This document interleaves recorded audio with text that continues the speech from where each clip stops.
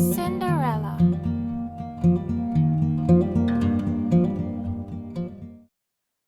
Once upon a time, a little girl's father married a new wife.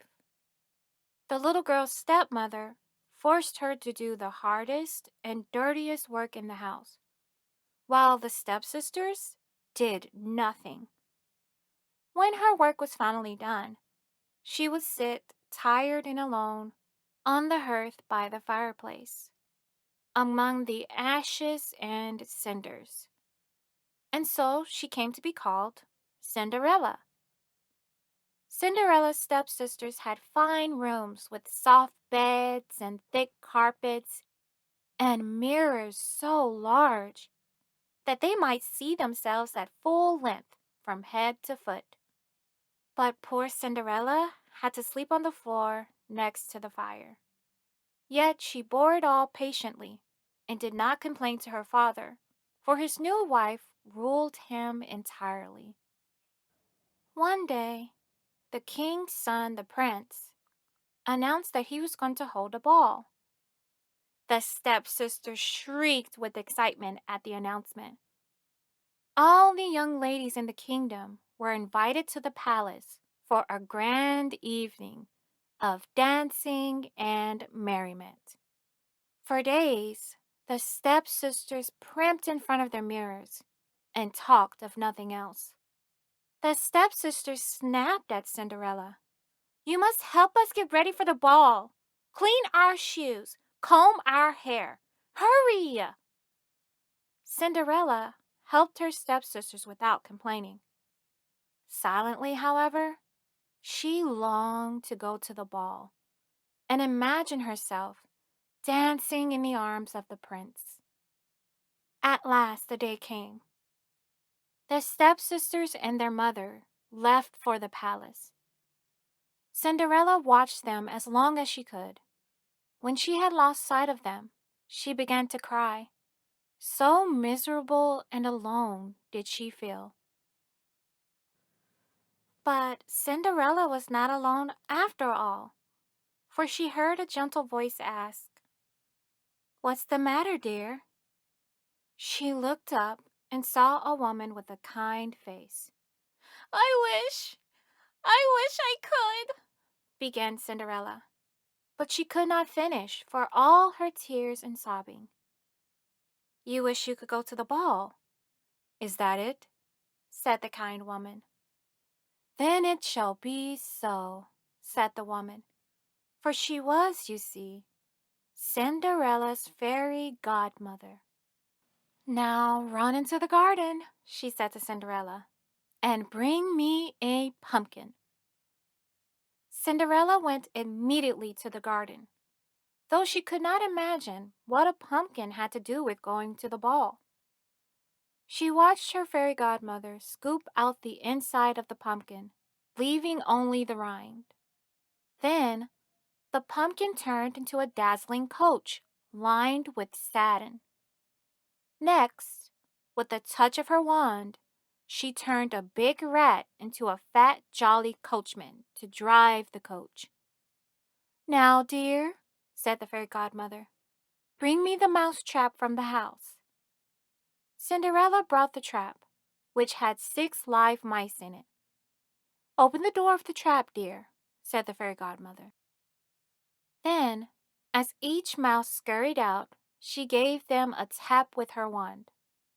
Suddenly, Cinderella was surrounded by bright white light as she watched the 6 mice turn into a fine set of 6 horses, all a beautiful mouse-colored gray. "Well," said the fairy godmother with a smile, "are you pleased? Are you ready to go to the ball?" "Oh, yes!" cried Cinderella. "But must I go in these dirty rags?" Her godmother laughed, and with a touch of her wand, changed Cinderella's tattered clothes into a glittering gown of gold and silver. And on her feet appeared a pair of glass slippers, the prettiest in the world. Cinderella stepped into the coach, but before she left, her fairy godmother gave her this warning: do not stay at the ball after midnight, not even for a moment. When the clock strikes 12, the coach will once again be a pumpkin, the horses, mice, the coachman, a rat, and your gown, the same old clothes you had on.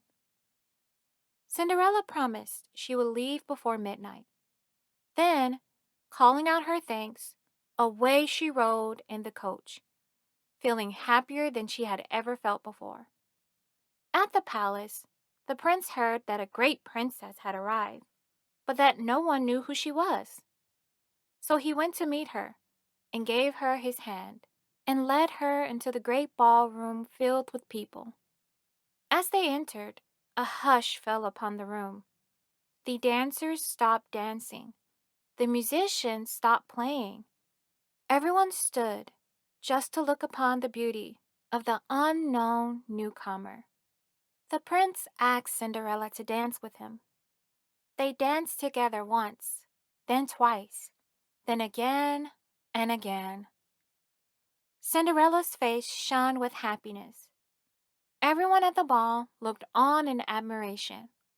Everyone, that is, but the two jealous stepsisters, who glared at the lovely lady, though they had no idea they were glaring at Cinderella.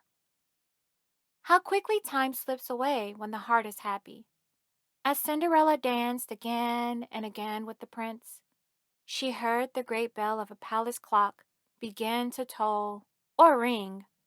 1, 2, 3. "Oh!" she gasped. "The clock! What time is it?" The prince answered, "Midnight." "Midnight?" Cinderella's cheeks grew pale. She turned, and fast as a deer, ran out of the ballroom, down a long hallway, then down a long staircase. At the foot of the staircase, she stumbled. One of her glass slippers fell off. But Cinderella could not stop. Already, the clock had sounded its 11th stroke. As she leapt breathlessly out of the castle into the darkness, she heard the clock sound the last stroke of midnight, and felt her smooth gown turn into the rough cloth of her real clothes. Her dazzling coach had turned back into a pumpkin, so she ran home alone. When she got there, she was out of breath, and climbed the stairs to her cold attic room. Then she noticed she was still wearing one glass slipper. Now, when Cinderella had run from the palace, the prince had raced after her. And though he had not been able to catch her, he did find, at the bottom of the staircase, the glass slipper that had fallen off her foot. And that is why, the very next morning, the sound of trumpets woke the kingdom, and the prince announced that he would marry the woman whose foot fit the glass slipper. The prince sent men to try the slipper on the foot of every woman in the land. From house to house they went, trying the slipper on foot after foot. But on one foot the slipper was too long, on another too short, on another too wide, on another too narrow. And so it went, until at last they came to the house of Cinderella and her stepsisters. One by one, the stepsisters squeezed, pinched, and pushed, but the slipper would not fit. Then, from the shadows, Cinderella stepped forth and said, "Let me see if it will fit me." "You," the stepsisters cried, "go back to the cinders where you belong." But one of the prince's men said that he had orders to try the slipper on every woman in the kingdom. He placed the slipper on Cinderella's foot, and it fit perfectly. The stepsisters' mouths dropped open in astonishment, and they were even more shocked when from her pocket Cinderella drew forth the other glass slipper. And now the stepsisters recognized Cinderella as the beautiful lady they had seen at the ball. They threw themselves at her feet and begged her pardon for all the ways they had treated her so badly. Cinderella was so kind-hearted that she forgave them and embraced them. Later, after Cinderella married the prince, she even invited her stepmother and stepsisters to live at the palace. And there, Cinderella and the prince lived happily ever after.